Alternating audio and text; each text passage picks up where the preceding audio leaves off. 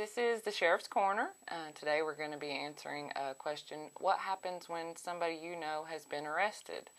You know, it's never a good day when you have to interact with the police department, and we understand that. So it's kind of traumatic for the families when they know somebody's been arrested and they're in the jail. What do you do? The first step, when somebody gets arrested and placed into the patrol car, they get brought to the Hamlin County Jail. As soon as they come through the back door, they are searched. Any property is taken, such as earrings, wallets, watches. So if you can help it, it's best not to bring much property. It's just one more step that you have to go through. So you come through the back door of the jail, and you're placed on a stool in the main hallway, where the officer will sit there and do their report and talk to you. After that, once we get the arrest report and the charges and the bond information from the clerk's office, you'll go through the booking procedure. It's where they take your mugshot, take your information. That's where you can find out, exactly what you've been charged with, what your bond amount is, and when you go to court. The best bet is to stay calm and be patient, because depending on what day it is, if there's court going on or how busy they are downstairs, it can take several hours to be processed. After you're given the information about what you've been charged with, what your bond is, then you can go and use the phone. If you aren't able to get a hold of anybody, usually the sergeant on shift will let you make a phone call until you're able to let your family know what's going on so that you can be bonded out of jail. You're able to call bondsmen from downstairs in the jail, but no officer is allowed to recommend any bonding company, so that's strictly your decision. Or if your family can call a bondsman for you. Once the bondsman arrives, they get your intake sheet, your information, your charges, when your court date is, and give that to the booking officer. As soon as the bondsman completes their paperwork, they're able to bond you out of jail. For instance, you may have a warrant on file, and usually those will have a bond amount set already, but in some circumstances you'll have what's called a no bond, which means that you're not allowed to bond out of jail until after you go to your arraignment. In those cases, the booking officer will process you just like normal.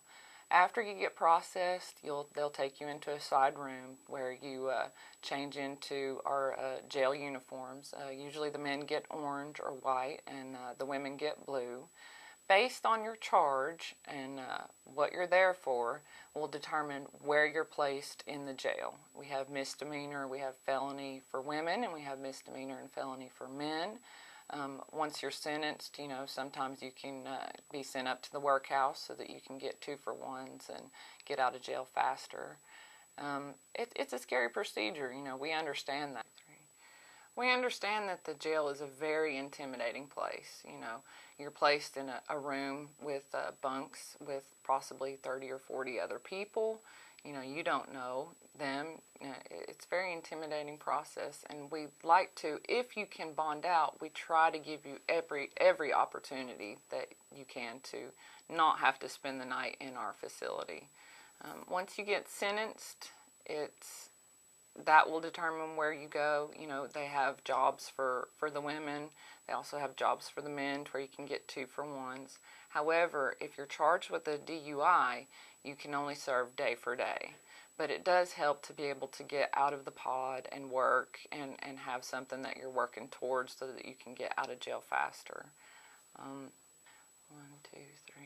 If you do happen to come into the jail and you have jewelry and your wallet and bank cards that your family members might need, you can give permission for your family members to come and pick up your property. That just makes it easier when you get out of jail, so that's one less step that you have to take.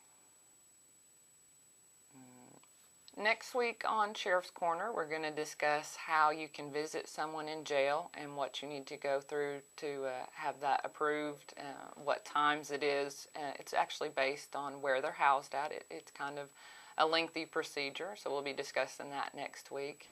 And if the community has any questions about our procedures for the Sheriff's Department or even the jail, There's a website that you can visit. It's thevoiceweekly.com. We also have an email address set up, and it's the Sheriff's Corner at thevoiceweekly.com.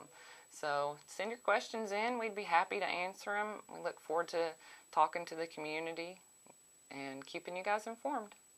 Thank you.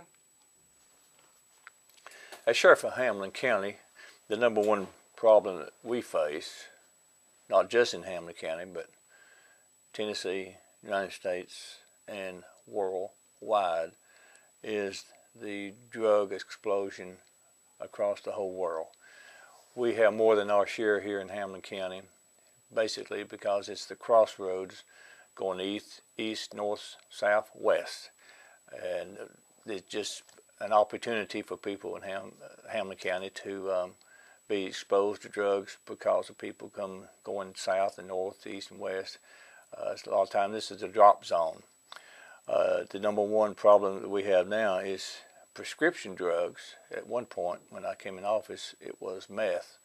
After busting approximately 70 meth labs and also making contact with Colombia and Mexico, places of that nature, it's a lot cheaper just to buy the meth than it is to try to produce the meth now.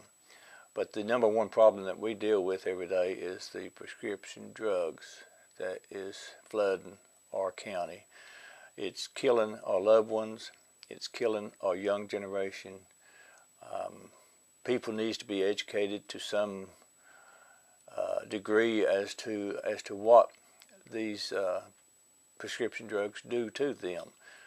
There's no family in Hamlin County, in my opinion, that is not touched by some kind of drug problem. And most of the time it's what we call pills. Prescription pills. Someone has to become accountable. It starts at the federal government level. It starts at the pharmacies. It starts at the doctors. It starts at the people that are receiving the medication. Many people have operations every day, but thank goodness they all don't end up drug addicts. The people I've talked to have told me, well, I had back surgery. Well, I had knee surgery. Well, I had surgery on my shoulder, and after that I started taking these pain pills, and I became addicted. Well, you have a responsibility. If a doctor gives you pain medication, it's given to you for the pain, not for the pleasure. Once you cross the threshold of pain to pleasure, that's where a lot of problems are inherited.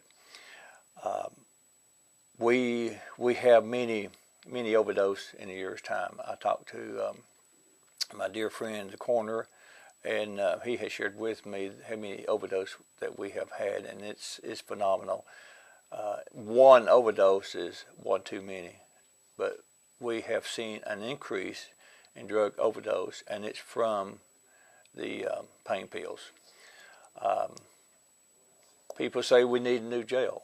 I say we need to fix the drug problem. If we fix the drug problem, we won't need a new jail.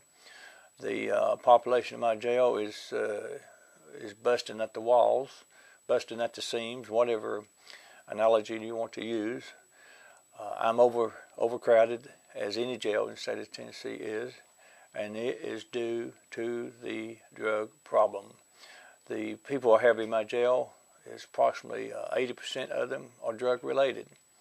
You take 80% of my population out, and actually we would be needing prisoners to operate the jail almost. We have become a pill-taking society. Turn the TV on. They come up with diseases and problems that you never heard of, but you don't have to fret because they got a pill for it. And then a few months down the road, they got lawyers on there and said if you've taken these pills, you may be entitled to benefits because your loved ones could be dying, or they have died from heart attacks, or it has attacked the liver or the kidneys or whatever, and you may be entitled to benefits to call them so that you can sue the pill company. Well, by the time you sue the pill company, they made $1 billion or even more so. So they can absorb the lawsuits.